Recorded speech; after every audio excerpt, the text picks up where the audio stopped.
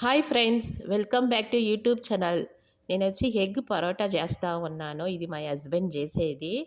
నేను టెంకాయ అన్నం చేద్దామనేసి అంతా ప్రిపేర్‌గా పెట్టుకొనున్నాను. వచ్చిండు నాకు పరోటా తెచ్చిండు. రెడీమేడ్ పరోటా ఇది.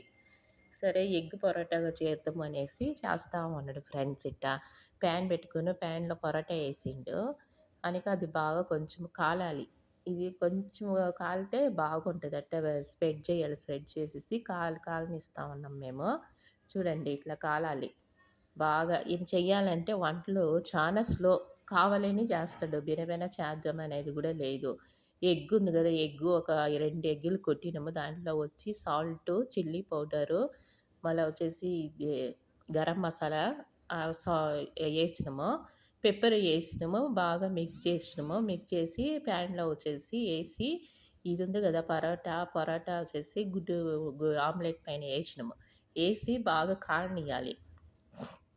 ఇట్లా కాలనిస్తే బాగుంటది ఫ్రెండ్స్. చూడండి ఇట్లా బాగా కాలాలి.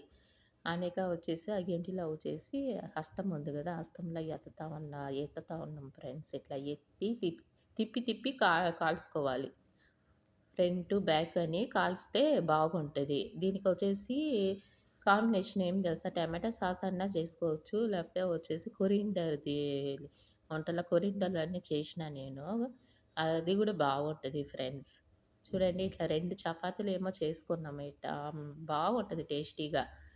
ఇట్లా చూడండి. ఇది 2 పచ్చిమిరపకాయలు, ఎర్రగడ్డ, మళ్ళా కొరిండర్ పేస్ట్ చేసినాను. దాని లోపల ఏస్తా ఉన్నా.